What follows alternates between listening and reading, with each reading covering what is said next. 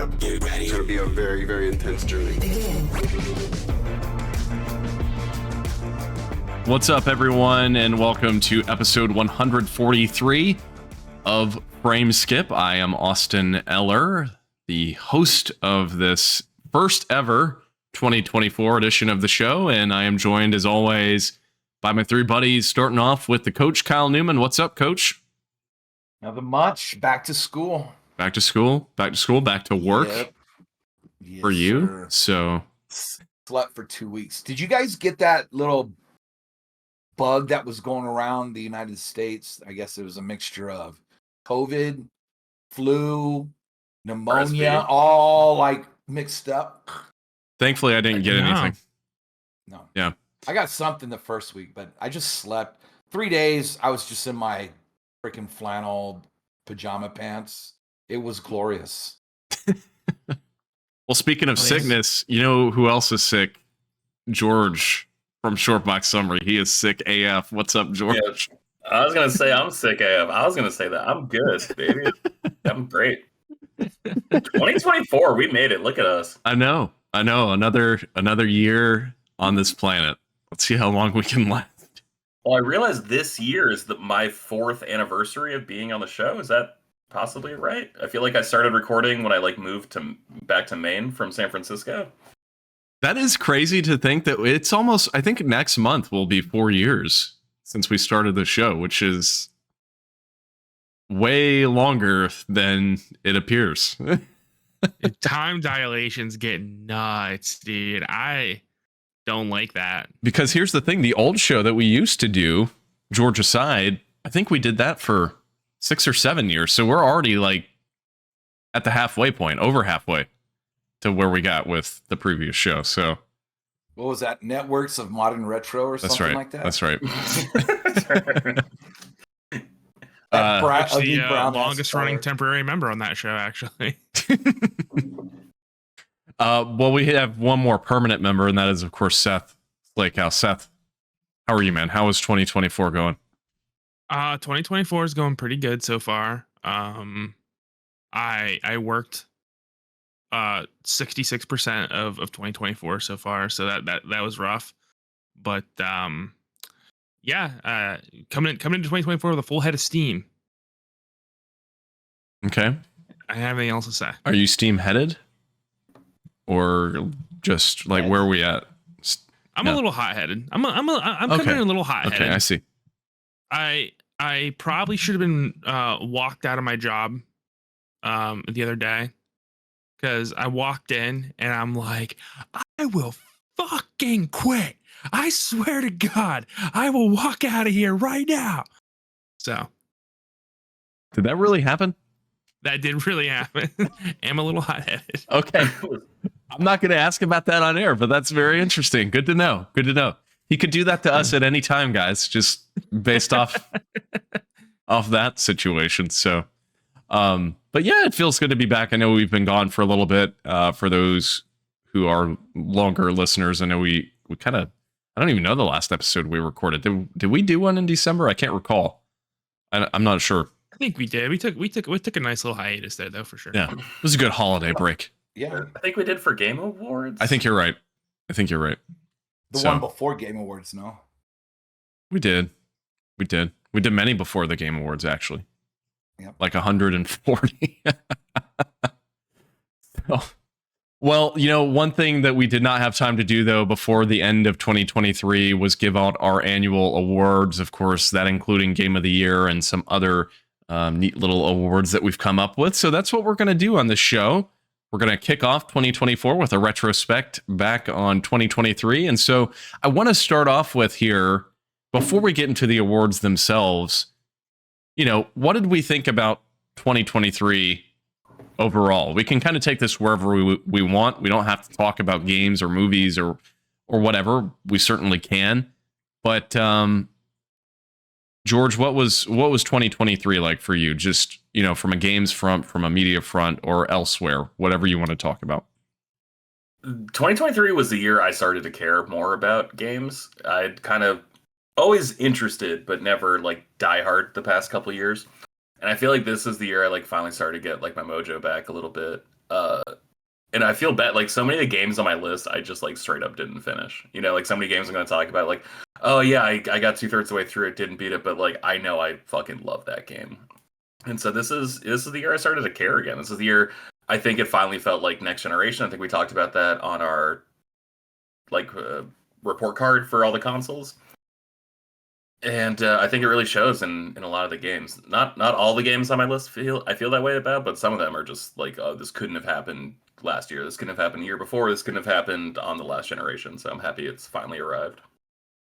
Coach, what about you, man? What was just comments as a whole on 2023? There were a lot of games for everybody. Like there just wasn't one or two of each genre. There was a lot of games for every genre. So this was, I think, was a really good year. 2023 was a really good year. So for me, I spent a lot of time with Tears of the Kingdom. So that was good. And then, but yeah, I think, and what's funny is we know nothing really for 2024. Yeah. We'll certainly get to that a little bit later. But yeah, I think this year's going to be really interesting by comparison to 2023. So Seth, what about you, man? What did you think of 2023 as a whole? 2023 was great for me, dude, and for video, like you know, personally, professionally, everything was a really good year for me. You know, I bought a house, got a dog. Like, things went really well this year for me. Video game wise, I think you have to say that 2023 is one of, if not the greatest year for video games of all time. I mean, I wonder how much of an effect uh, coronavirus had that made this year what it was, because you have to imagine all the delays from the pandemic ended up stacking somewhere. I kind of feel like that's what happened this year, where it all got pushed back, and then we had this like absolute banger of a year that normally would have been spread out over a couple years probably. And yeah, man, a little something for everybody. And some of the greatest games of all time came out this year, and I think that's, and it wasn't just like one of them; it was like multiple of them, right? So I think that's something to really think about and look back on, because I don't think we're going to see another year like this for a long time. So Yeah, definitely standout year. Yeah, I agree with you totally. I think, you know, just on a personal level, it was a really good year for me. Just, you know, very steady, like positive year as a whole. But when it comes to games, I agree with you, Seth. I think it's probably one of the best years of my lifetime when it comes to just how stacked the release list was. I mean, I couldn't keep up. I mean, there was so much coming out that I wanted to play, and that was of superb quality like I've never seen. I mean, I think this is got to be one of the best years of all time for sure. I don't know what would be the best, but I think you could easily like put 2023 in the running when it comes to game releases. So it was great, man. And if anything, I'd say the one complaint I have is just that I couldn't keep up with all the games I wanted to play. There was so much, which is a good problem to have. So yeah, for sure.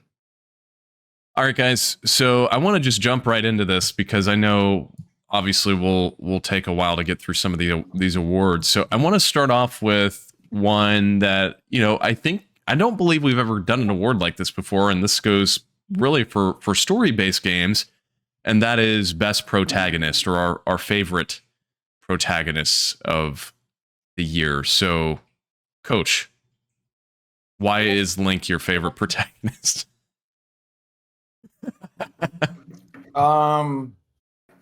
I don't know. So I haven't really put too much thought into it, but for best protagonist, I mean, you do have Link, you have Peter Parker, you have Miles. Knew you were gonna say. So to me, I don't know. I don't have a favorite one. So if I were to pick one of them, it'd be one of those. It'd either be Peter or Link. Link. Good choice. George, what about you? Did you have a favorite gaming protagonist this year?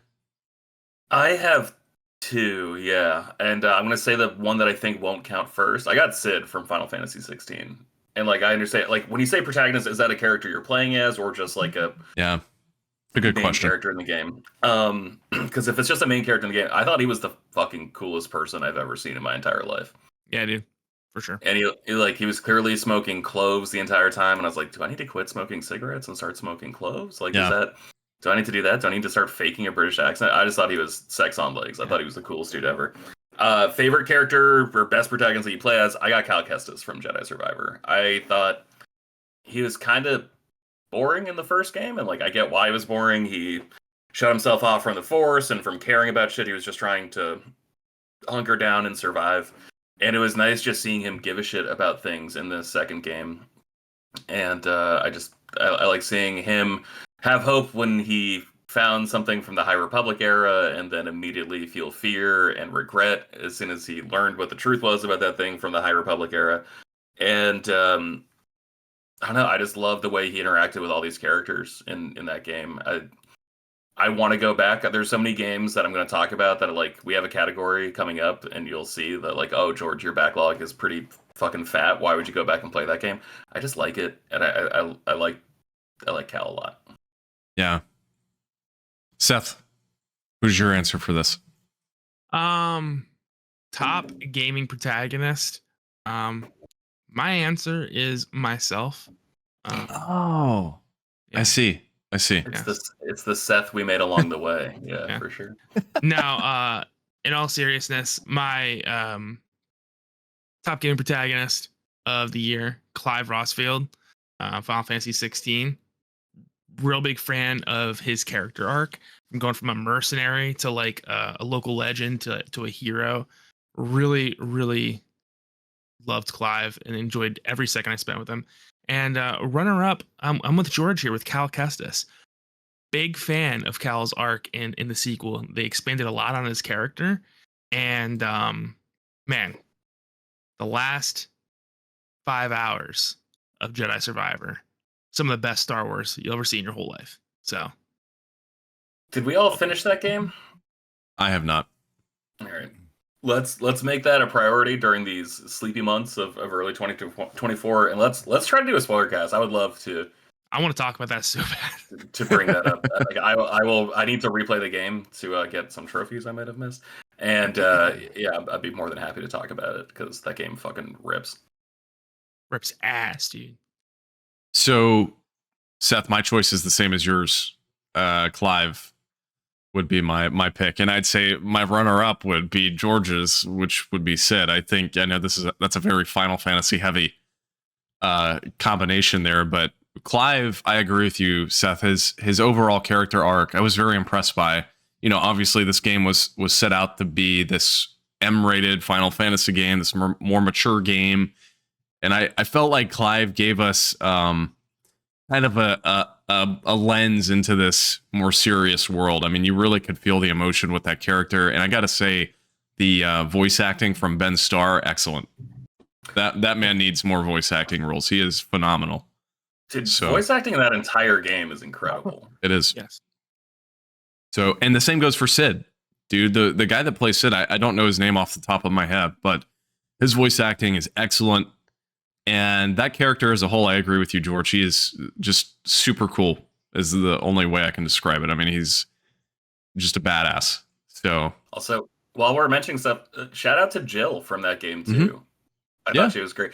A big turnoff in a lot of Japanese games for me is like I just find the characters unbelievable. Yeah, because they act in such like an animated way, which I don't know if that's congruent with Japanese culture or if that's just like how they like their protagonists to be, like to make it feel like more like a play, right? Where like it's a performance as opposed to just like a slice of life or whatever. But I thought she was so incredibly subtle in every scene she was in, and I loved her. I loved her chemistry with Clive. I thought she was incredible too. So is your cat okay, Austin? He's okay. He was just subjected to that sequence from The Lion King. So, what are these? So yes. the one thing I know we don't want to spend too much time on each award here, but the one thing I do want to talk about is just like the absolute quality of the cast of characters in Final Fantasy 16, since we're talking about it. Because out of like the main cast, of like the heroes and the villains, there's not a single one of them that I disliked. I mean, like even like the very beginning chick, the girl that's like the other mercenary that I forget her name. I think she's even a great character. And you know, of course, we talked about Sid and Jill and Clive. Dion. Oh yeah, Bahamut, right? Yeah, that dude, I love that guy.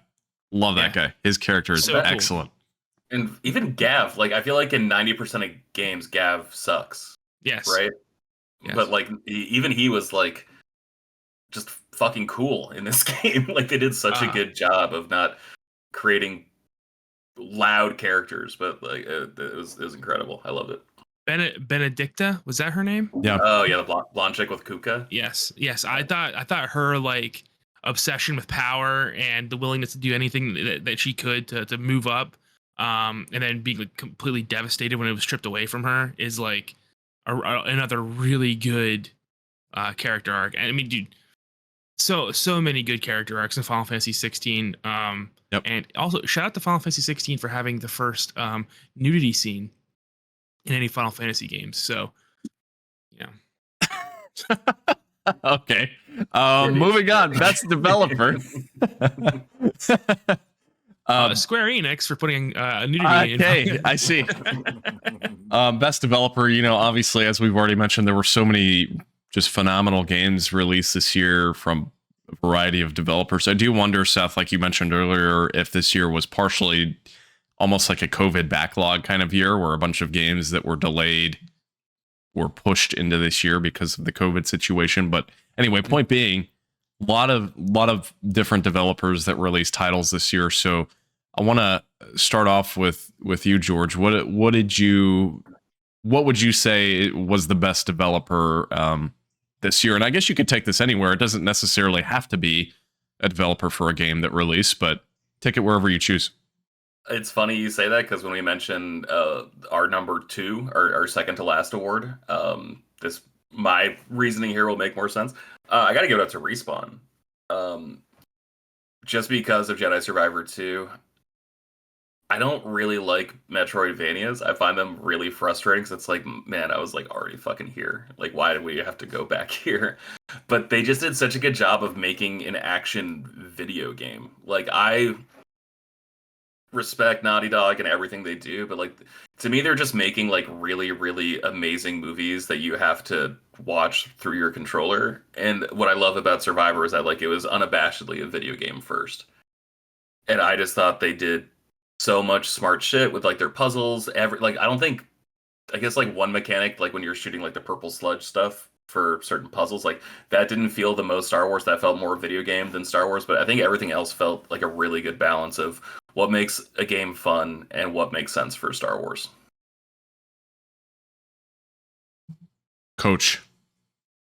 So I'm gonna have to go with Nintendo on this one because they had some pretty big titles. Stop, Seth. Like Tears of the Kingdom, right? Like Tears of the Kingdom, but they also you had that little face. But they had Super Mario Wonder, Pikmin 4, they had Metroid Prime Remastered, which everyone's been like begging for to finally get. Advanced Wars 1 and 2 finally came out. Who developed Fire Emblem Engage? Was it Intelligent Systems? I believe so. Which is a property of Nintendo. So they just had some good games come out. It wasn't just Legend of Zelda. They had some pretty big titles come out. Yeah. This was a big year for Nintendo. I mean, they had a lot of games released this year. Not that they really haven't had a year in recent years where they haven't had a lot of games, but I felt like there were a lot of very strong Nintendo games in 2023. Is this the Switch's swan song? It's a good question. I mean, I feel like the Switch 2 has got to come out next year with all the leaks and rumors, and it's already at 7 years as well. But, or I should say this year, we're in 2024. But I don't know. I feel like it probably is. I mean, we just got slammed with great titles from them in 2023, so I think it makes sense to wrap it up there. Yeah. I bought another Switch in 2023. It's my fourth one. Jesus Christ. They're going to keep making Switches because of you. Yeah, You're the sole reason. I'm keeping it afloat. For when you were a kid, you sent Shigeru Miyamoto's kids to college, and now you're sending his grandkids to college. That's pretty amazing. Seth, who is your best developer for 2023? Dude, my best developer for 2023 is Falcom. So Falcom, I just realized the other day, they have 62 employees. That's it, dude. They're releasing massive banger RPGs once a year. Like, if you look at the release schedule, every year they have a massive RPG, whether it's Ys or the Trails of series, and they're like insanely big games, and their soundtracks are insane. So 62 employees, Falcom, absolutely nailing it, nailing me with that Legend Hero series. I'm gonna tell you what. And as a runner-up, Insomniac Games, because I'm pretty sure they signed a deal with the devil in order to be as successful as they are, because it doesn't make a whole lot of sense. Not sure where that's coming from. They signed a deal with Sony, so I don't know what you're implying there, but They did sign a deal with Sony. That's right. Which did you think was better, Seth? Spider-Man or Spider-Man 2?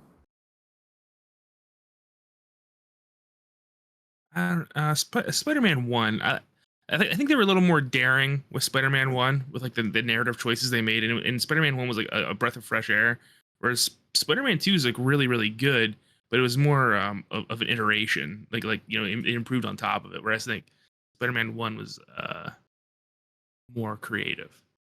I agree with that. I think Spider-Man 1 was more impactful long term. Like Yeah. I love Spider-Man 2, and actually, surprisingly, it's not even on any of my awards for this. But I adored that game. But I think overall, I don't know. There was just something about Spider-Man 1, how unique it was, I suppose, and the different story angles that they took that were not the norm.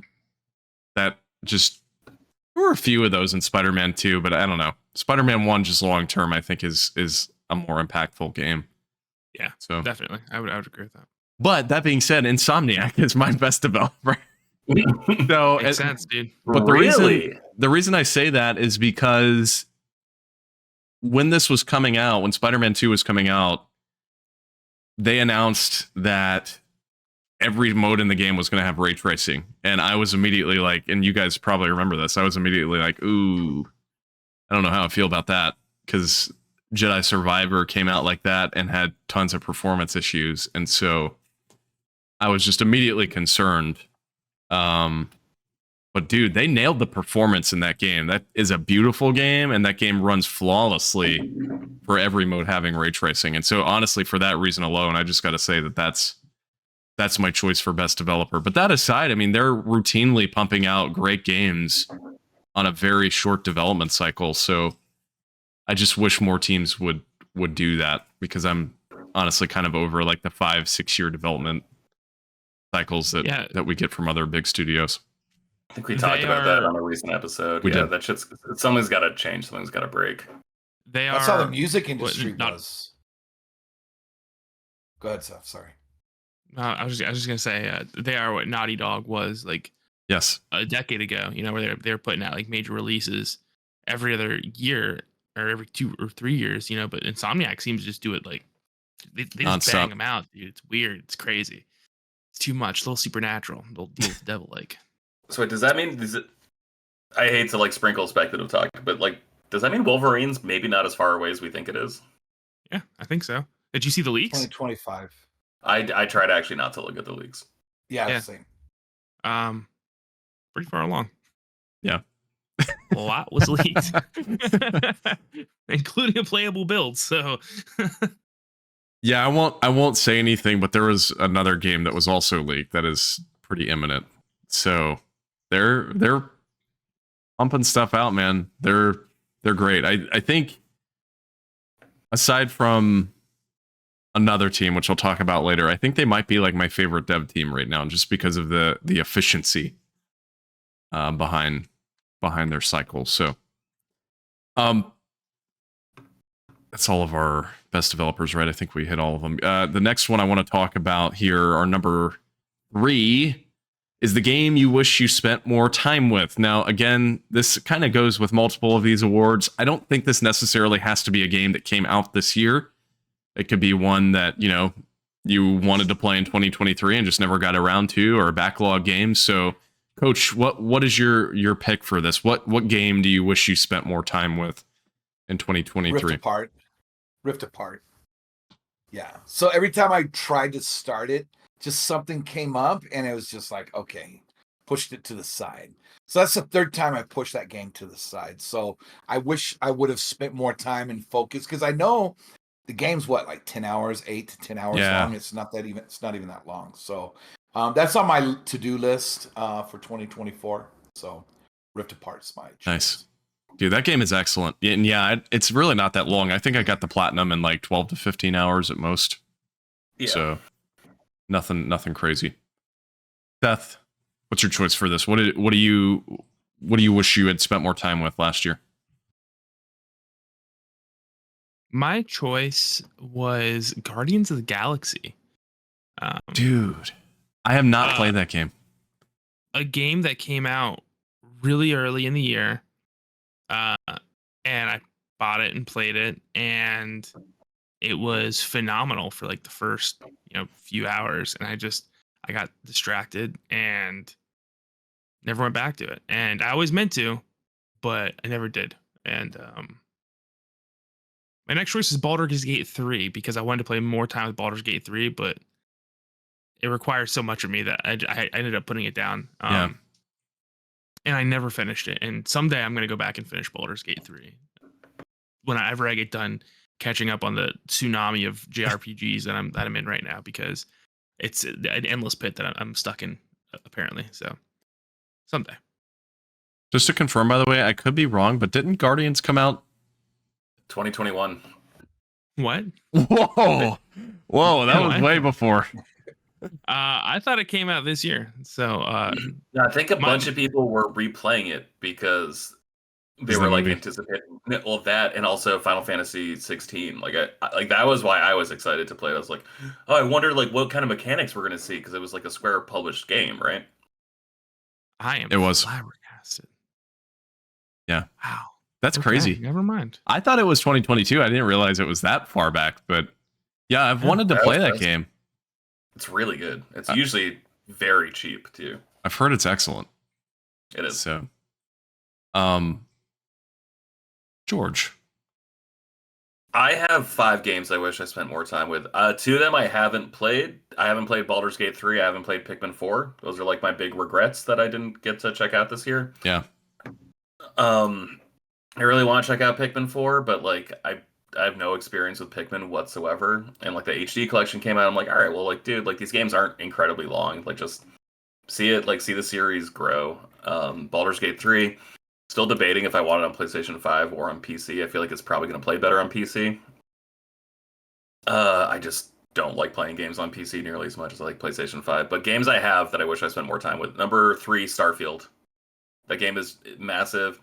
I don't understand why I was left off of like the Game of the Year nominations for Jeff Keighley's thing. I think that game is excellent. It's just so fucking massive. Bethesda finally fixed their shooting, where it is like a competent shooter first, and then they've always struggled with that.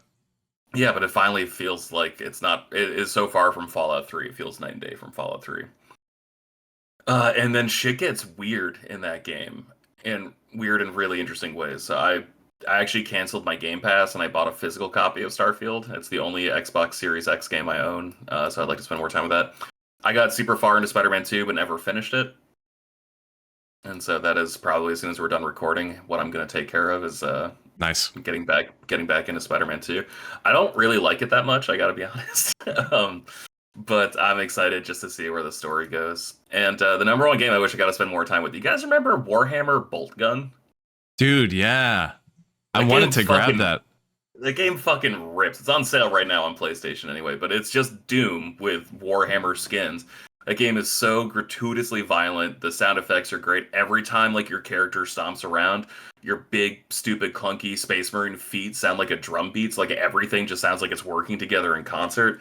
Game fucking rips. And I only played like the first. I think there's 3 chapters, and I only played the first chapter, which is like 5 or 6 or 10 missions. I don't even remember.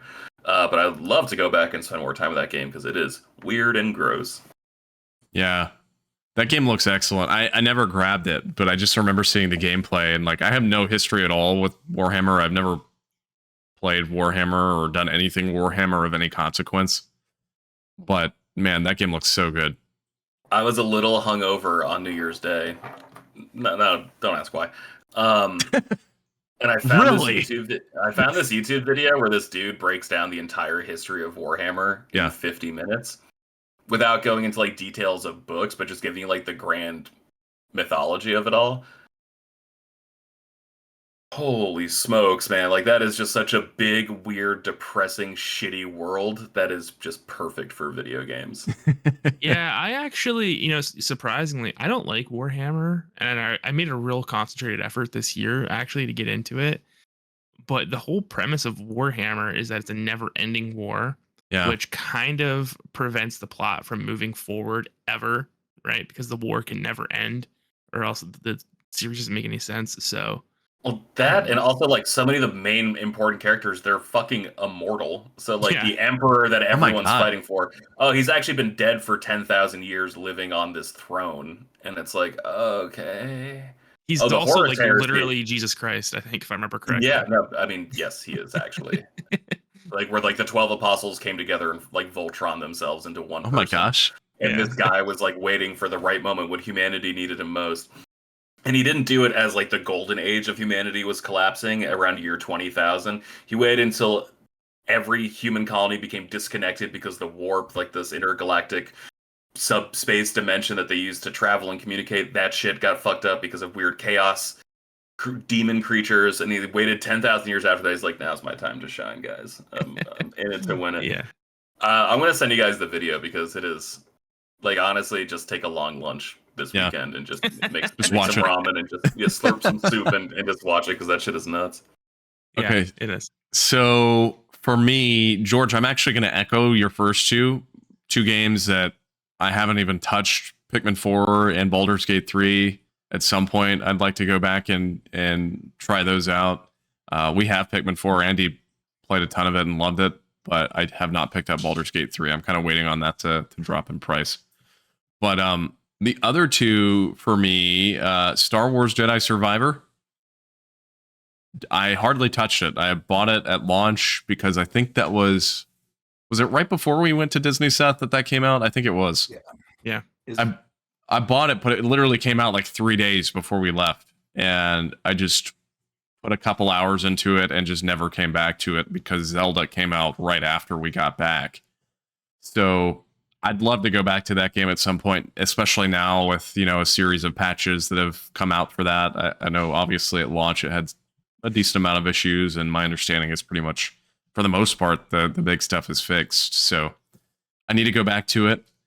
And then the other one, kind of maybe a controversial pick, but Diablo 4 came out, and I played a little bit of it with Andy when it launched. I actually won it in a Twitter giveaway at the time on Series X. Oh yeah, I forgot about that. And Major Nelson, right? Yeah. Yeah, it was Major Nelson. That was like one of his last giveaways before he retired earlier in 2023. So, but I didn't play a whole lot of it. I probably played like 5 to 10 hours of it with Andy, and we were enjoying it, but we just never progressed any further. So I'd love to go back to that at some point. Again, I know kind of a controversial pick because from my understanding, the game's kind of gone downhill, but I'd still like to experience it because I loved 3, even if, it's just a matter of getting through the story. I don't necessarily need to do all the like post-game stuff that people are really into, but it's a pretty game. It's got good gameplay. So at some point, but yeah. So George, you brought this next one up. This is number 4. I thought this was a really interesting award category, best individual component of a game. And so this could really be anything. This could be a soundtrack. It could be a specific UI experience in a game, or graphics, or whatever it may be. Kind of just one individual part of a game. So George, since you started this award, what is your pick here for best individual component? I have two. My runner-up, my number two. The score to Final Fantasy 16 is fucking amazing. Agreed. It is absolutely incredible. So good. That said, my number one pick is the Metroid effects. So like when you're playing Metroid Prime Remastered, which I spent a lot of time doing recently, like I have a holiday break from work where like we don't really work between Christmas and New Year. It's fucking awesome. Awesome. And so I played a bunch of Metroid Prime Remastered. I had to get that one in before the end of the year. And man, I totally forgot that you could like see Samus's reflection on the visor. And so like the first time I shot a missile in that game, I just saw her reflection because like all the light flare from the rocket, and it like freaked me the fuck. I completely forgot that was a thing on the GameCube. I like thought my TV was haunted for a second. There's that, and like little X-ray components where like you could look down and like see like fingers moving like in the cannon. There's just so many details from that game that were so immersive. And like that game is what, 2003, 2002. Yeah, that game was way ahead of its time. That's an old game, and it's just absolutely incredible stuff that like you still don't really see today. Like I feel like we're kind of getting there with VR games in particular, where it's like they're trying to figure out like normal ways to let you know how much ammo you have in your gun without giving you like a HUD or whatever. So it's just like, you know, you're seeing like more games with, I guess, like transparent ammo clips, so you can like see how much ammo you have to, like just random stuff like that, where it's you're stripping away the elements that make it look like a fake reality. And Metroid Prime does that so perfectly. Astonishing stuff. And I guess third runner-up is just the timing mechanic in Super Mario RPG. I think it's like, I don't do it very well. I'm pretty fucking bad at that game. But when I time like a hammer slam with Mario, it just feels good, man. Just feels good. It's very fulfilling. I didn't have that on my list, by the way. That was another one where I wish I had spent time with that. I never grabbed it, so at some point I'd like to pick that one up. But Coach, what is your pick for this, for best individual component of a game? So there was three that I really thought was like really, really cool. The first one would be the gliding mechanic in Spider-Man 2. You know, so you're Spider-Man 1 and Miles Morales, you're just swinging, right? Now you could kind of glide with it. And they got also different suits for that gliding mechanic, right? That look really cool. Not necessarily they do anything, but it just looks kind of cool when you're gliding. So that was one of them. The other one was the fusion of weapons in Tears of the Kingdom. Ooh, yeah, so that is a good pick. Because in Breath of the Wild, that drove everybody crazy that your weapon breaks, right? So to not only just fix it, but they went above and beyond and made it such a important and fun thing to do, because now you could just mix and match, and you want to try and get as many hit points or as much power in your weapons, right? So that'd be my second one. But the first one has got to be with the building of different vehicles in Tears of the Kingdom. I mean, we had a man with an exploding penis. That was a fun couple weeks. Yes, they were happening. You know, and then like someone had built just this really basic hovercraft that was so popular that, you know, I'm sure it got millions and millions of downloads on how to build it, right? Because you had to, the angles had to be perfect. Is that the one? I think I use that a lot, where it's just like the control stick and then the two fans, and that's it. Yes. Yeah, I use that quite a bit. Yes. So, yeah, and that's like, it's a great pick. Yeah. So I'd have to say the building mechanic of the vehicles. Nice. Yeah, I again, Tears of the Kingdom is not one that is on my awards list, and it's just, I want to go back to it, but it just didn't click for me. But I will say the building mechanic is really good in that game. I think it's very unique. I mean, just the sheer amount of stuff that you can do with it. It's I don't know, it's not like Minecraft level, but it still gives you the creative nature of making vehicles and stuff. And I don't know, there's just something to it that's quite enjoyable. So Seth, what about you, man? Dude, this when I read this category, it came to my mind immediately. I didn't even have to think about it. It is the boss fights from Final Fantasy 16. So well crafted, some of the craziest shit I've ever seen in my whole life, like a complete mind blowing experience. Every time you had a boss fight, with like the primals specifically is more what I'm talking about. And I don't know how they even came up with like the visuals for something like that. My mind doesn't even work like that, man. I mean, it was like a Dragon Ball Z Final Fantasy set or Final Fantasy experience with kaiju monsters, and so cool, and the music, like you guys said before, was phenomenal. I still have like Find the Flame in my library, so on my good. phone. Yeah, just that was an easy pick for me. Was the Final Fantasy 16 boss fights? Every single one of them was phenomenal. They're all Every good. single one. Yep. The Bahamut fight, though, I have to say in particular, there's something about just the way that fight is presented that is so flawless. Is that the one where you go to orbit? Yes. Yes. Fucking amazing. Yes, so dude. Yes. Anime moment. Yes. Right there. It's so good.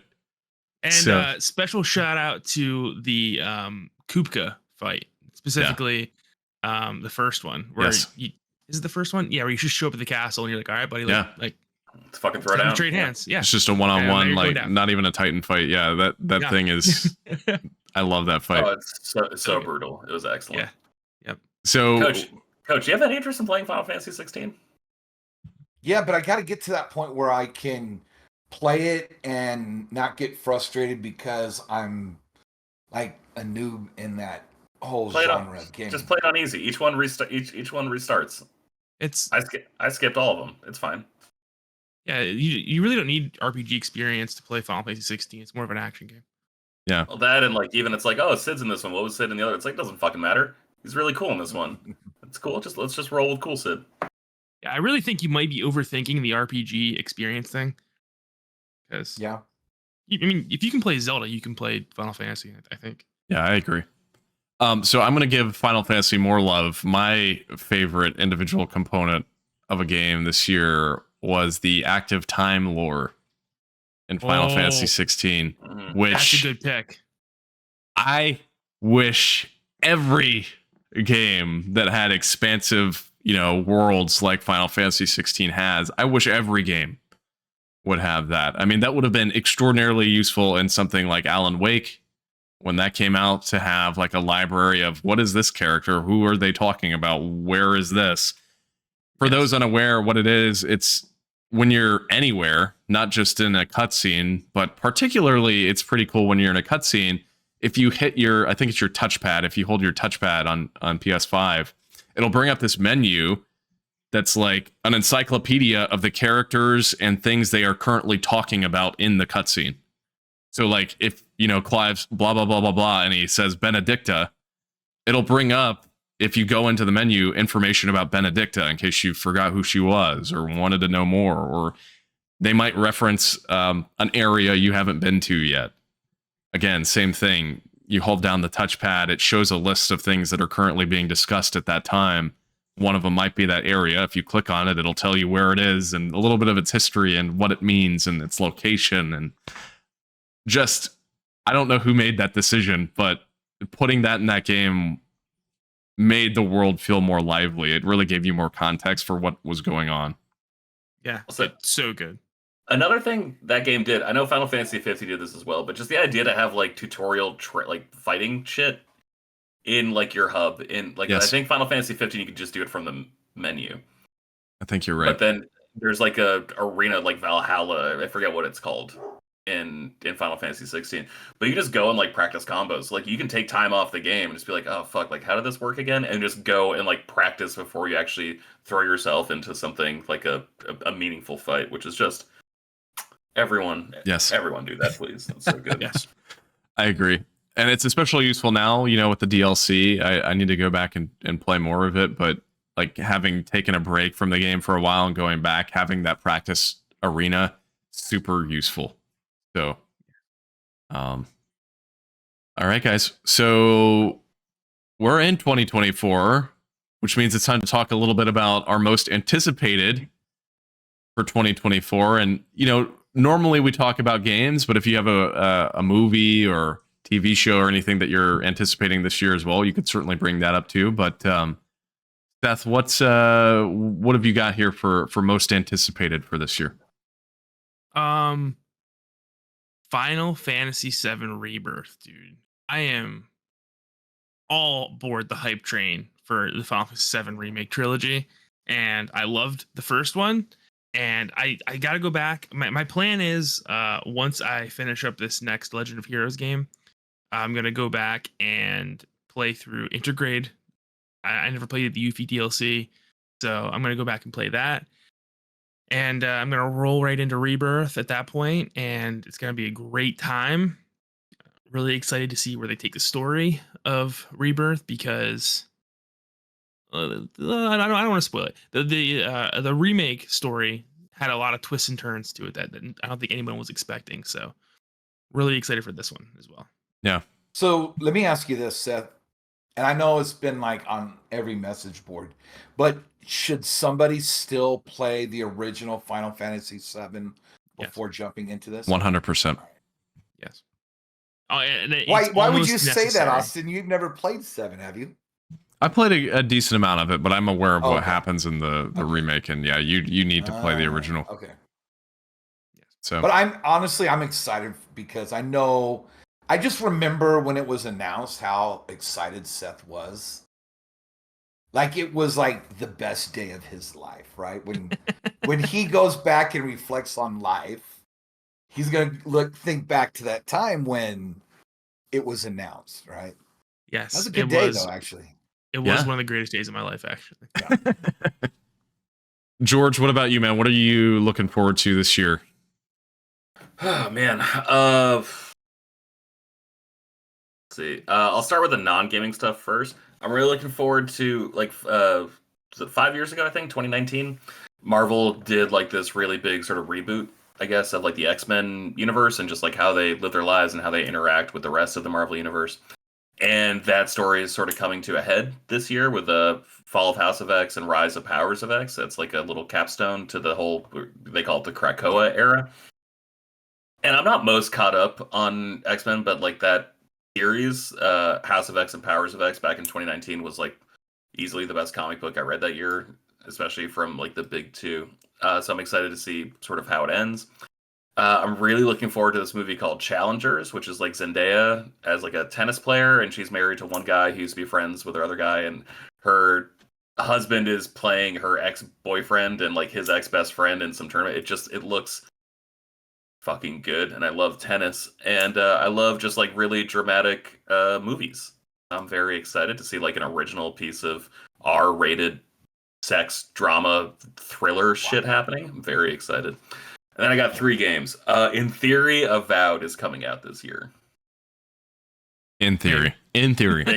Fingers crossed. So I'm looking forward to that because they did The Outer Worlds, right? That team, and I just thought that was game. Like the best version of Fallout that's ever existed. Dude, it's so good. I'm really hoping Avowed is just the best version of Elder Scrolls that's ever existed, since we're clearly not getting Elder Scrolls 6 until 10 years after I fucking die. So that's my number 3 most anticipated game. My number 2 most anticipated game, Star Wars Outlaws. I'm so sick of that Ubisoft formula.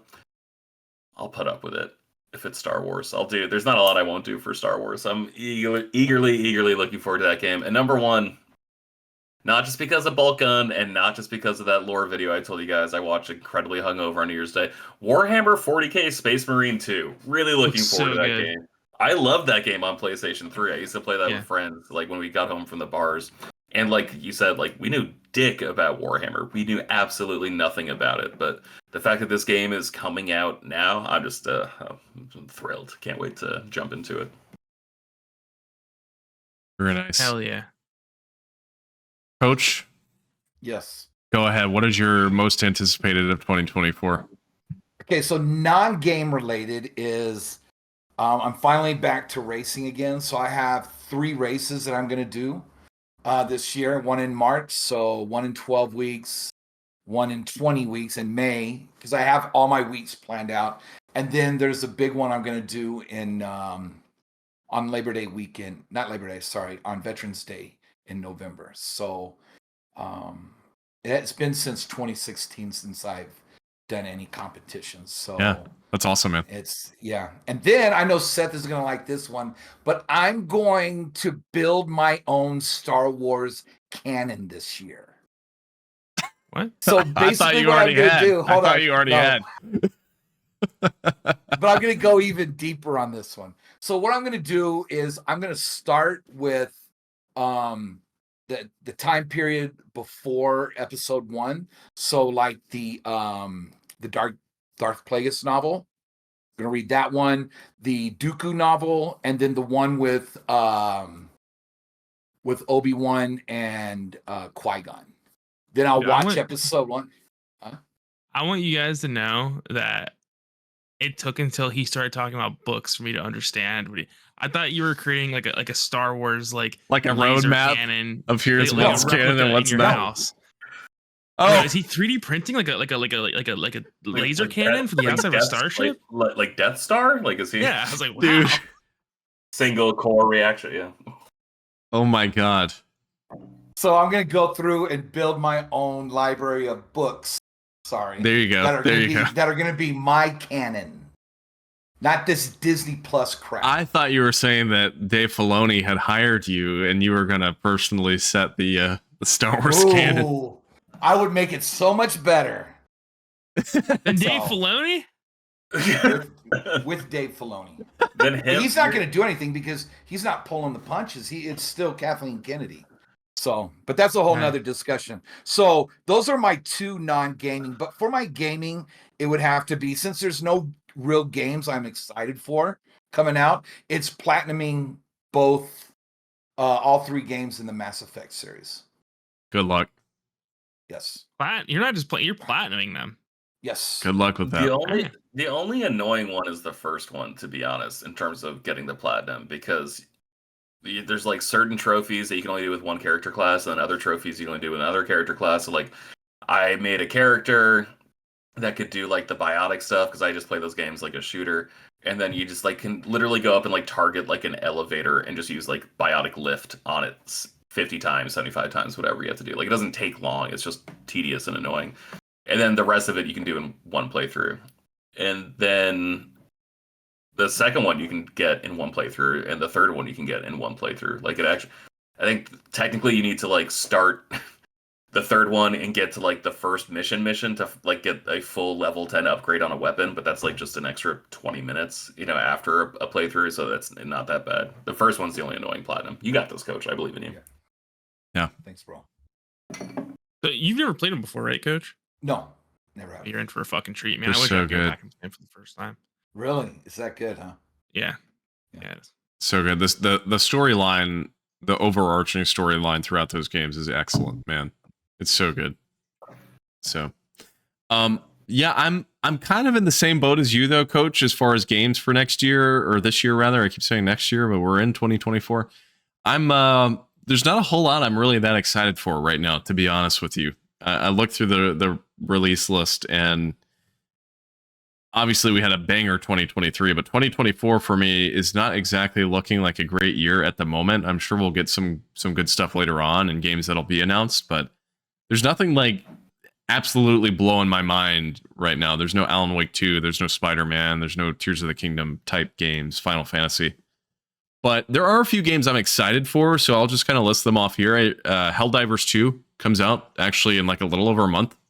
So I'm looking forward to that. It looks pretty good. I hope it's good.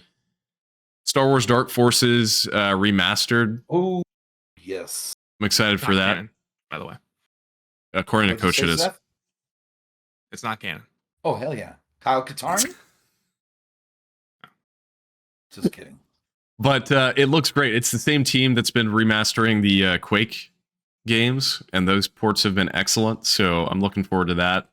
I think of the 4 that I'm going to mention here, this is probably the one I'm most excited for. Dragon's Dogma 2 looks so good, man. I never played really any of the first one, but this game looks phenomenal. So I think this is probably going to be one of the few games I pick up in the first half of the year. And then the last game for me would be the Paper Mario Thousand Year Door remaster, which presumably will be one of the final Switch games. So I'm looking forward to that one too.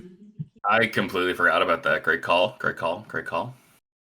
So those are really the big ones for me. I think elsewhere, movie wise, I'd say the Godzilla X Kong movie that's coming out. I'm really excited for that. And then Sonic the Hedgehog 3 that comes out this fall. So it's going to have Shadow in it. Too bad There the you Shadow games weren't good. Oh, yeah. Dude, that Shadow game on GameCube, so bad. So bad. None of the Sonic games are good.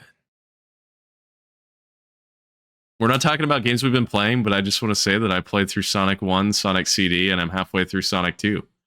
And good games. Good games. Okay. Hot take. All right. So this is an award, moving on here, that is entirely focused on non-gaming stuff. So I want to talk about our favorite non-gaming media of the year. This could be a movie, a book, a TV show, whatever it may be. So, George, what did you like this year that was not a video game? I did another 5. Starting at 5, My Adventures with Superman. It was a new Superman animated series that came to Cartoon Network. I think it was only like 10 or 13 episodes. It was fucking excellent. That show was really good. Really crisp animation. Kind of a fresher new take on Superman, to be honest. And like when I say that, I just mean like, oh, it's not a rehash of stories we've seen before. I mean, I guess it was because like Lois and Clark, what can you do? But I just really liked it. I think it's like a really high energy show. So I recommend that. The Moon Knight comic, which I think is actually coming to an end or coming into a transition period, but it started in 2021, written by Jed McKay and drawn for the most part by Alessandro Cappuccio. Fucking excellent comic, maybe one of the best Marvel's putting out on a monthly basis. I believe it's transitioned. That team is moving on to Vengeance of the Moon Knight as a new series in January, so I'm looking forward to that. Asteroid City, the latest feature film from Wes Anderson. Movie's fucking amazing, and I'm a huge Wes Anderson fan, so this movie really speaks to like his entire, I guess, filmic career, going back to Bottle Rocket, which I think was like 95, 94. So it's just really cool to see how far he's come and just see him make like kind of a meta commentary about movies and his contribution to them without it beating you over the head as a meta commentary moment. Oppenheimer, favorite movie experience in theaters this year. 3 hours, fucking incredible. The last 45 minutes, I can't believe I'm saying this, but like after the first 2 hours and 15 minutes, the last 45 minutes were so fast, it felt like lightning. Movie's really good. My favorite non-gaming media this year. Are you guys familiar with a TV show called Shoresy? Some people at my office have brought this up, and I have no idea what it is. All right, so there's a show for the past couple years called Letterkenny. It's about this very small town in Ontario, Canada, called Letterkenny, the intersection of jocks, farmers, hicks, and skids, like the drug dealers, and how all these different cliques kind of like interact with each other in such a small town. And there was one character on that show who was like this big asshole hockey player named Shoresy, and he got a spin-off show where he moved to a new town and joined like a men's senior hockey league. And the first season is about trying to transform it from like the worst team in the league, and the second season is about trying to keep that momentum going. Shoresy season 2 came out in October, I think. Only 6 episodes. Hands down my favorite TV show. Hands down my favorite piece of media this year. No offense to the games we're going to list as we get to our Game of the Year category, but Shoresy just makes me feel so fucking good, and I want to watch it all the time. Is it like a comedy, or what kind of show is it? It's a comedy. Okay.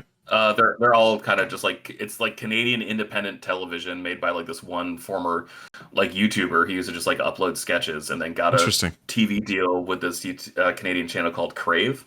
Okay. And then there's a partnership deal with Crave and Hulu. And so just once a year, there'll be a 6 to 8 episode Letterkenny season that drops in December. The final season just dropped on December 26th. And then starting last year, there was a 6 episode Shoresy season. and it Nice. came back. But it's probably like my favorite sports movie of the last 10 years, like going back to Moneyball, probably. Hustle was really good, but something about Shoresy just feels great. That like I said, I always want to watch it. I made a bet with Aaliyah specifically that I thought she would lose, just so I could make the winning part of the bet. Like, oh well, now you gotta watch Shoresy. Sorry. Very excited. Yeah, I need to check those shows out because like I said, a bunch of people at the office have been talking about Shoresy, but honestly I didn't know anything about it. But it sounds pretty fun. So it's really good. It's like some of the best TV, like smartest TV writing. I'll send you a couple of clips. If you don't Okay. like any of the 5 clips, you're just not gonna like the show, and that's cool. I mean, granted, you'll spend 10 minutes deciding that as opposed to like listening to a friend and spending like, oh, I watched the entire first season. Like, yeah, it was okay. Seth, what about you? What's your choice or choices for this topic? My Hero Academia season 6. Really, truly phenomenal season to where an anime that I felt was kind of like going downhill a little bit, and just for 'cause out of boredom one day, um, I decided I was going to catch up on My Yeah. Hero Academia because I really love those first early seasons, and damn, really really good. Really picked up the action, really picked up the character development. Um, Definitely really excited to see how the next season goes, and I think the season after that's going to be the last one. So Yeah. really really looking forward to that. And then I wanted to also it was a tie between that and Star Wars: The High Republic: The Rising Storm. I read the first 2 High Republic novels this year, and I got a decent way through the third one, and dude, they're really good. They're a lot. I really wish I would have given them more credit when they first came out. um they're not the best Star Wars that I've ever encountered, but they're really good. They're a solid 8.5 category, and the characters in them are really really fun, really cool, and they're they got me right. Like, I think the High Republic was like kind of floundering, and then they put all that High Republic stuff in Jedi Survivor, and I'm like, I don't even know what the hell's going on with this stuff. So I need to look into this and read it, and I did, and I'm really glad I did because there's some really cool characters. So Yeah. big fan. That's a saga I need to get back to as well. I bought the first book like the day it came out, and I only read maybe the first 100 pages or so. And I know I've said this on the show before, but the entire like opening sequence in that first High Republic book with like the hyperspace disaster, for lack of a better word, super creative idea. So I need to get back to that. I think we all grabbed it around when it came out because I We remember did. talking about it with you guys, and I remember just being like really frustrating because they would just like say some spaceship name, like, "Oh, this is like a T-86." I'm like, "What the fuck's a T-86?" I gotta Google that. Yeah, I should get back to it too. Big shout out to Loden Greatstorm, an absolute Chad of a Jedi Knight. So Okay, big fan. Coach, what's your pick for this best non-game media of the year? So definitely Oppenheimer. Hmm. Amazing movie, because once you get to the middle, it's like a new movie starts, right? Once you get to the major part in the middle, then it totally turns a different, goes a different route, right? So that one, and then also Godzilla -1. That has to be probably one of my favorite movies that I've seen this year. The human story is amazing. So that's what made the movie so good. And then, but I'd have to say the biggest highlight would be going to see Motley Crue and Def Leppard this summer. Nice. They came here through El Paso. I saw them last year, same concert basically in Phoenix. But this year both groups were super tight, and it was freaking amazing. So, and I know they get a lot of crap because they're older and they might be using backing vocals and stuff like that to help them out. But even if they did, no one cared. The Sun Bowl was like completely full. Like because we were in the front. So when I turned back and took pictures, I was just blown away that they were able to. Hell yeah. That's awesome. El Paso is an awesome place for concerts. So yeah. Awesome. Yep. So for my picks for this one, I'd say my runner-up would be the forget if both of these came out this year, if it was just the final one, but the Attack on Titan final chapters, part 1 and part 2, which were the grand finale to the anime. I think those endings in particular, those final, essentially what are 2 movies that end the whole show, kind of solidified Attack on Titan as my favorite anime of all time. I mean, it's a extremely well-crafted story, and it does stick the landing. I know initially there were some complaints about does it or does it not with the manga, but they apparently adapted a few things with the anime to adjust to kind of reader complaints from the way the manga initially ended, and it works very well, man. That anime as a whole, there's no bad part in my opinion. I mean, there's nothing that I did not like about that entire plot line, and the grand finale of the final 2 sequences, final 2 movies. It's all flawless. So that's kind of my runner-up. But obviously, my number 1 pick, if you have not been paying attention to me recently, has got to go to Godzilla -1. That movie is probably like a top 3 movie of all time for me. I've always been a Godzilla fan. Like, since I was a kid, I've been watching Godzilla since I was 5 years old, if not younger. I've seen them all at this point many times. But -1 came out, and it was kind of surprising to me because I think we really didn't even get a trailer for -1 until like halfway through 2023. It was pretty close to the movie's launch that the trailer first dropped for it. So it kind of came out of nowhere, but it blew me away, man. That movie is really, really special. And I said this in my review that I posted on our YouTube channel, and I will continue to reiterate this. I really don't feel like it's a movie where you have to have any knowledge of Godzilla to like love. I mean, I think that you could walk in literally not knowing what Godzilla is or any information about that character, or the franchise, I should say, and just it's a movie that is so easy to fall in love with because of the human story and the way everything's portrayed. So yeah, I think just again, stellar movie. So that's my pick. But yeah.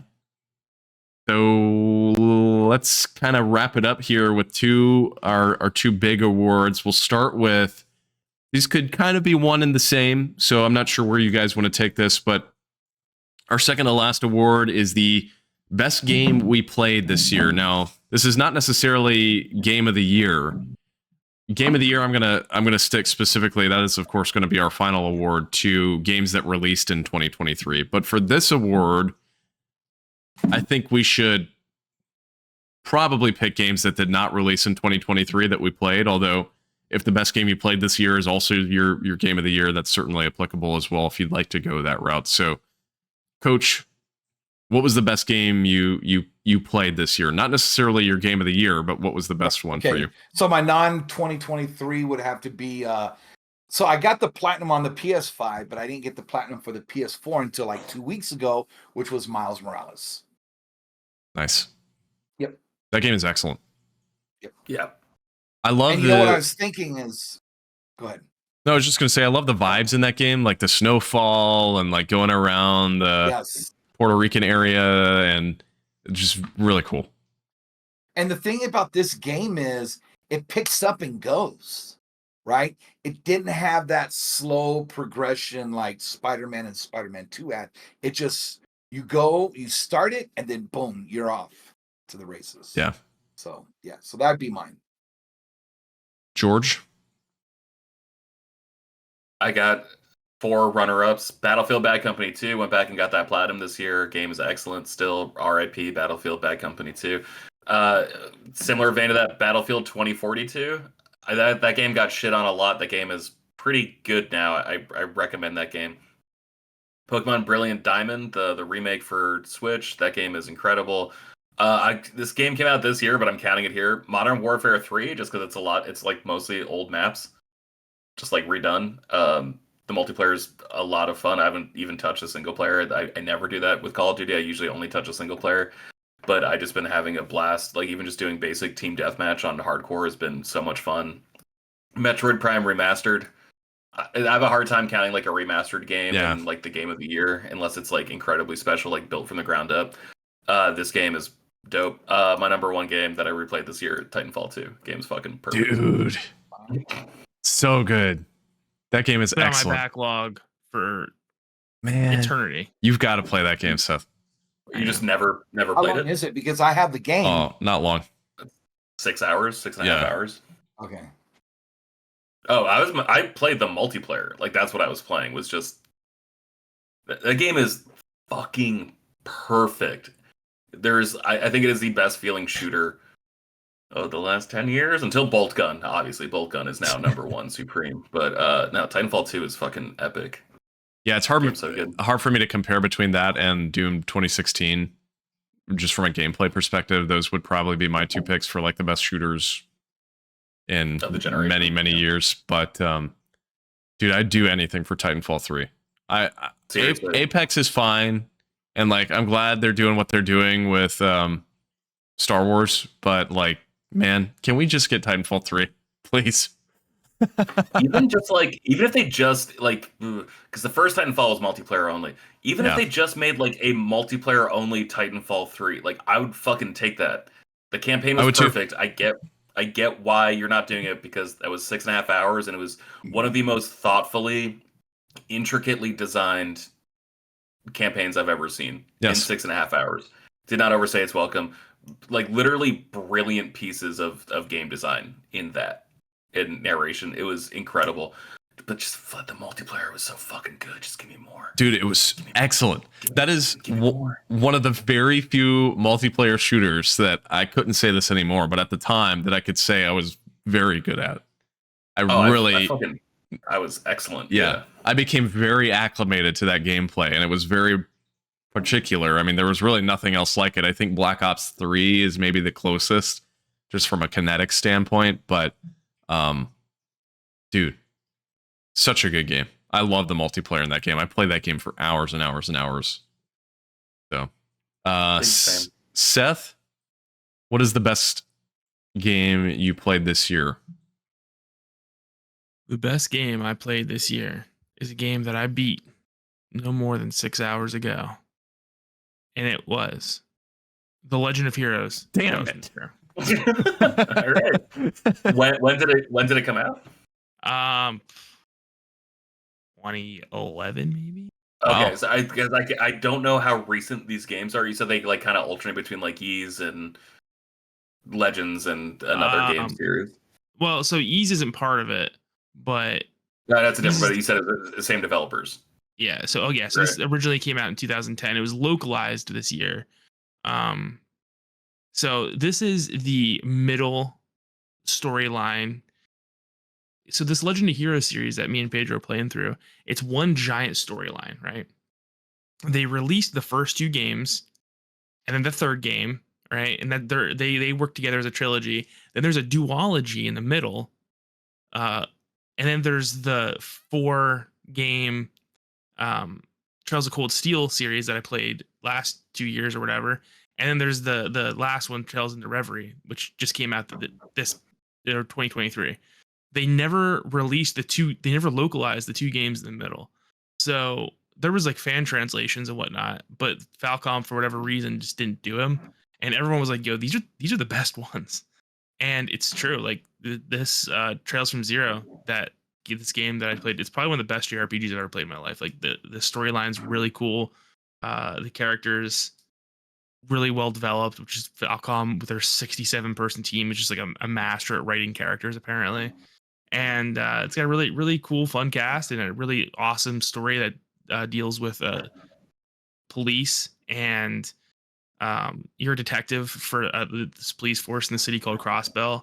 And you don't see that very often in RPGs. I mean, you see like a lot of, like fantasy, like warrior and mercenary and whatnot. But the only other JRPG I can think of where you're like an actual like cop or detective is Parasite Eve.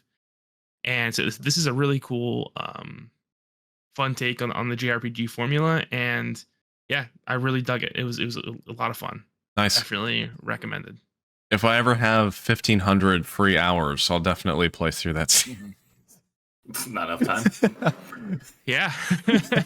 you're not that far off, actually. All right, so my choice, it's kind of crazy because I played this game almost exactly 1 year ago. I started this game like literally New Year's last year and played through it in the month of January. So it feels like it's been forever and kind of forgot I played it in 2023.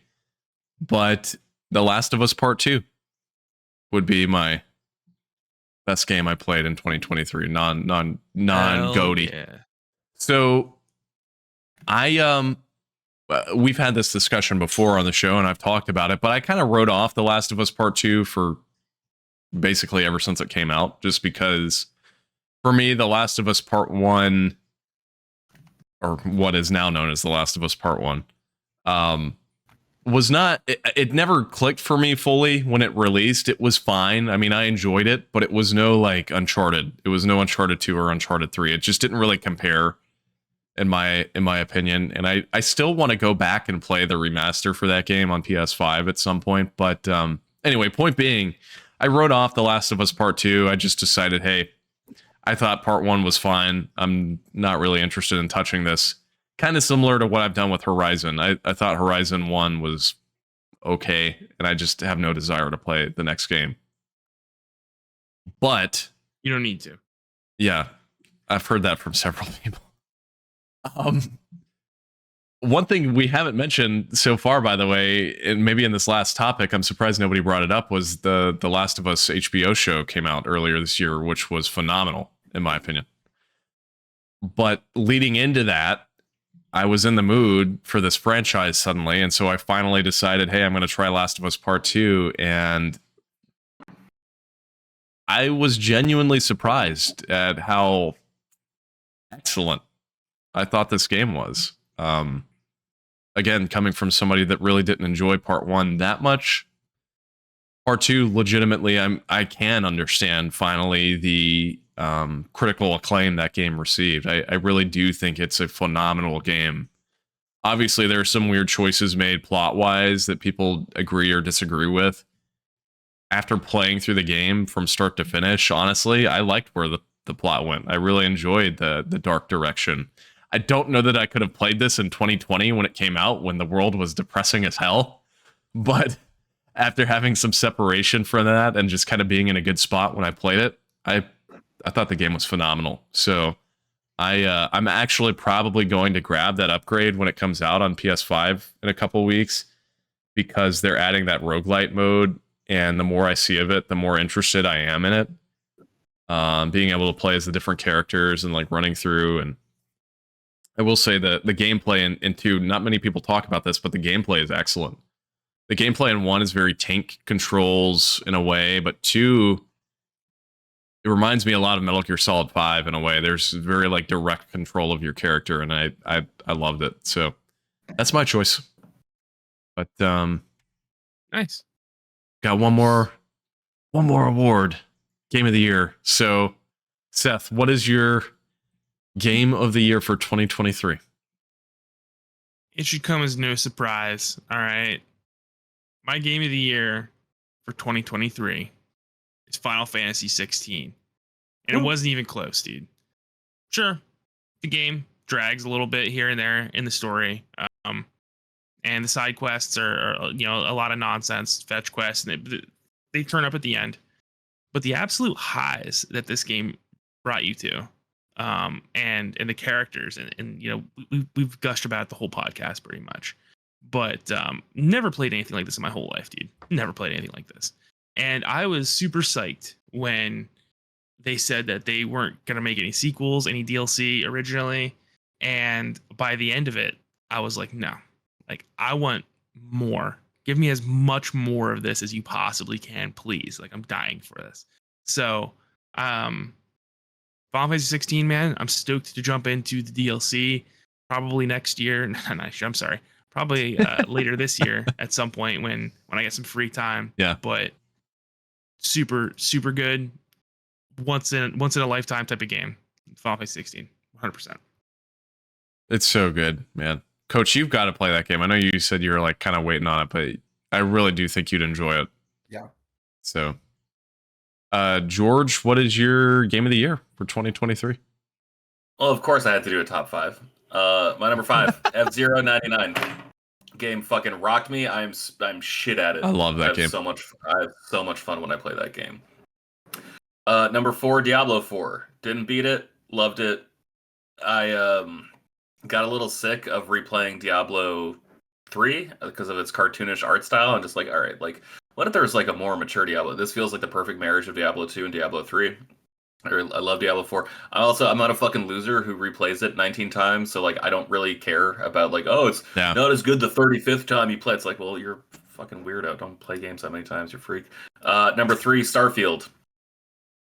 Didn't finish this one either. Fucking loved it though. Thought it was really cool. Thought they did a really good job of making me care about space the way that Skyrim made me care about medieval stuff. And I think Fallout's really boring. And I hope Starfield takes over the mantle and they just stick with Fallout 76 for the next couple years. So Fallout sucks, Seth. Don't. It's don't all look at me right. like that. All right. Number 2, Silver Medal. It was neck and neck. It was so close. Jedi Survivor, number 2. Excellent game. Excellent, incredible game. Number 1 game, Final Fantasy 16. Didn't even finish it. Didn't have to.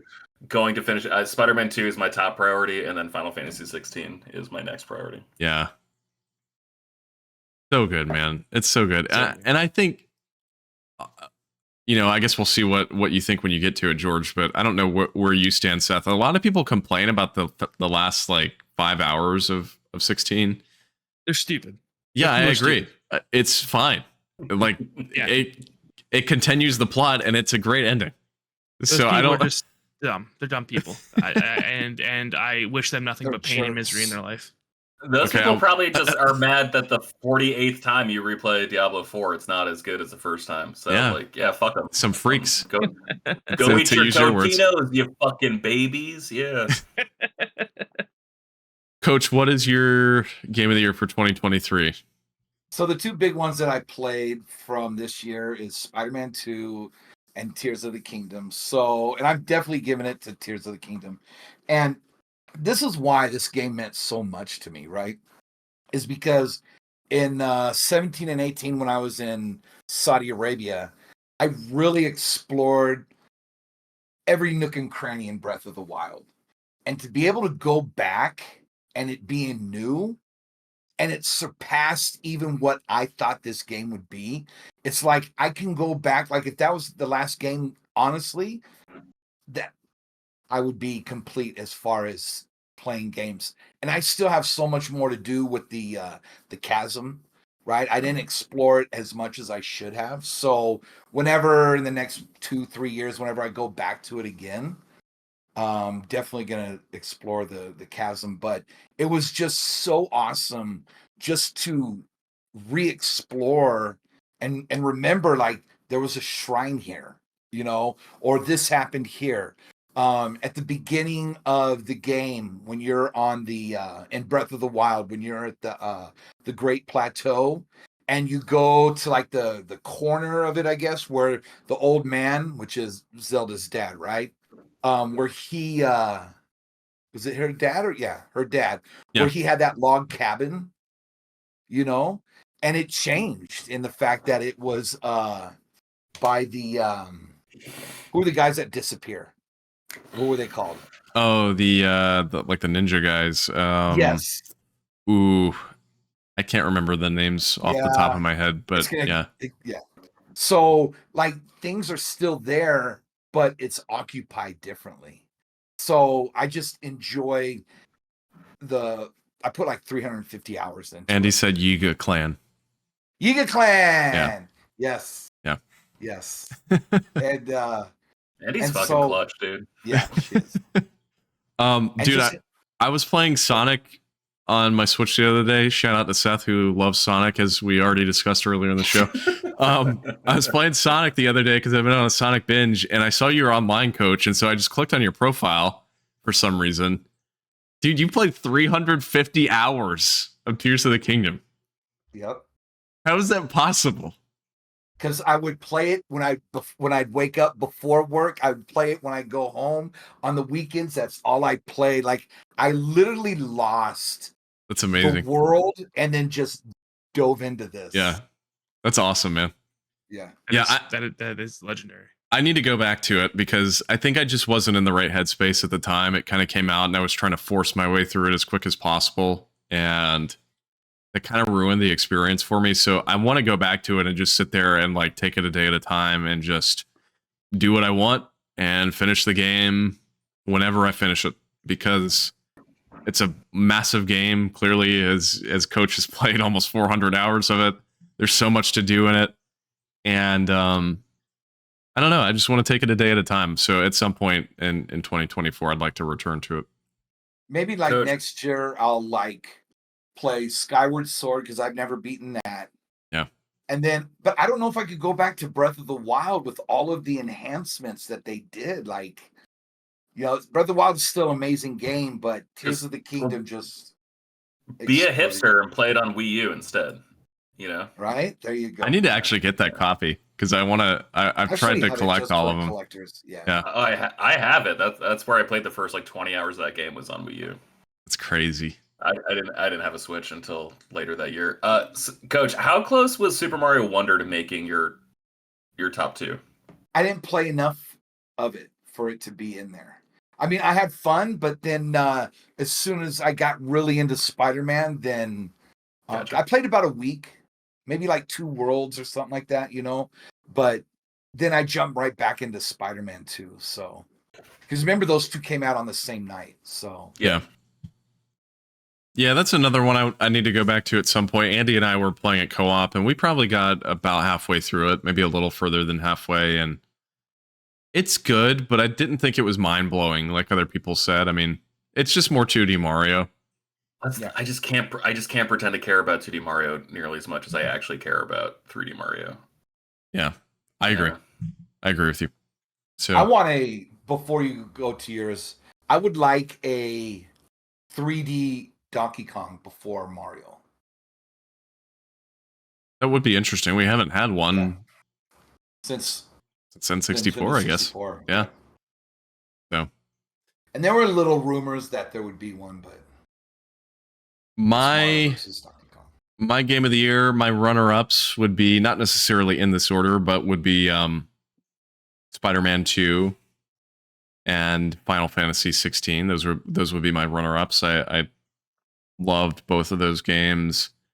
16 again, it's a game I need to get back to and finish up the DLC in it, but I think as a whole that game is phenomenal. And same thing with Spider-Man 2. I thought the first half of that game was a little slower than I would have liked, but the second half, man, it's all gas. Like that, the second half of that game is excellent. And the gameplay is really, really good. But this, again, no surprise to anyone at all. My game of the year is without a doubt, like not even a question, Alan Wake 2. I'm like, Yeah, called it. No question at all. That game, I don't know, man. Maybe I'm biased because I love Remedy. Alan Wake, when I first played it, was like a mind-blowing experience for me, 10 years ago. And then, of course, when Control came out and I eventually played it on PS5, again, just like a top 5 game of all time for me. That game is absolutely insane. Maybe it's just like the bias there, but for me, Alan Wake 2 was just a flawless game. And there was so much that, I don't know, there are so many little different things that I could pick on about the game. I think graphically, it's got to be like maybe the best looking game I've ever played. Just the way the lighting works and like the particle effects and the smoke and fog. I don't even know how they incorporated all that on PS5. I'm sure it looks incredible on like a 4090 on PC or something, but the graphics are incredible. The soundtrack, you've got the Poets of the Fallback as the Old Gods of Asgard. You've got several new Old Gods of Asgard songs that are excellent. But aside from that, aside from like the the vocal tracks, there are some really good atmospheric tracks that play throughout that really kind of up the ante. But I just got to say, overall, the plot line, the storyline that plays throughout this game, I don't know. Just every second, it had me guessing what was going to happen next, and every character, I had some sort of interest in. There was not a single character that I came across where I was like, I don't care what's happening with them. I don't know. They're just the whole world that they set up and what they are continuing to set up, not just for the expansions for this game, one that'll come out this year, and I think the other one that they're saying could be early next year, but also for the future of the franchise with Control 2 and presumably an Alan Wake 3. Man, Remedy has a lot on the way, and I can't wait for it. They're becoming easily my favorite developer. And Alan Wake 2 just continued the streak, so that is mine. But there you have it. There are our awards. So if you have picks of your own, leave them in the comments down below if you're listening to this after the fact, or shoot us a message on social media and let us know. We'd love to hear your picks, even if it's just for Game of the Year or otherwise. I know we're always interested. So anybody have anything they want to add on before we wrap up the show here on 2023 or what's to come in 2024? It'll be a good year. I want to play more indies this year, but I think we're going to talk about that on a future episode. Yeah. Right? Okay. That, and look forward to maybe an episode of Shortbox Summer releasing this calendar year. Should be fun. Did you guys get destroyed at work by the holidays? Like, normally, I work in advertising. Normally my shit's like wrapped up by like Black Friday. That was not the case this year. I got fucking peppered at work all throughout December, and I was just so exhausted. Like, starting in September, getting ready for Black Friday, I just couldn't do it. Like, I couldn't read 6 issues of a comic, write a script, and talk to a friend about it for an hour. I feel like such a lazy piece of shit. But man, I just wanted to sleep or eat Cheez-Its or do like literally anything else besides like the thing that like wasn't work but felt like work. You know? Yeah, the week between Christmas and New Year's wasn't too bad, but like mid-December was a pretty harsh news cycle for us. We just had a lot going on. So I was in fact pretty busy. And I've been busy. This year's going to be crazy for immediately. you too. Yeah. With all the elections going on. Yes. Yeah. So that sounds fucking miserable. I do not envy you at all. Yeah. It's always something, man. At least you're in Georgia, which is like a historically not like a super big popular state when it comes to elections, especially recent elections. Not at all. Come out of Georgia, so that's absolutely that's nice. not. That's cool. Absolutely not. No lawsuits or implications from sitting members of executive branches. Whatever. It's gonna be fun. It's gonna be quiet November. No. Fucking mess. Jesus Christ. Anyway, guys, thank you all for listening to episode 143 of Frameskip. Good start to the year, and we'll be back hopefully next week with some goals for 2024. I know we didn't do goals last year because I think that was in our hiatus period where we took a few months off. So I'm looking forward to doing that episode again. But in the meantime, we'll see you around. Thanks for listening. Thanks for watching. We'll catch you later. Thanks for listening to this episode of Frameskip. Don't forget you can find the show on social media at FrameSkipPod. That's on Facebook, Twitter, and Instagram. You can also follow us each individually on Twitter. George is at Shortbox Summary, Seth is at Seth the 90s Kid, and I, Austin Eller, am at Austin J. Eller on Twitter. If you've got a question, comment, or topic you'd like to hear discussed on the next episode of Frameskip, you can do so by submitting it to us on social media. Email us at frameskippodcast@gmail.com or visit bit.ly/frameskipq. That's bit.ly/frameskipq. The show is typically live on YouTube every week, either on Tuesday or Wednesday. You can find our YouTube channel at bit.ly/frameskiplive. Don't forget to subscribe and be notified when we do go live, typically at about 8 p.m. Eastern Time. Thanks for listening. We'll catch you next time.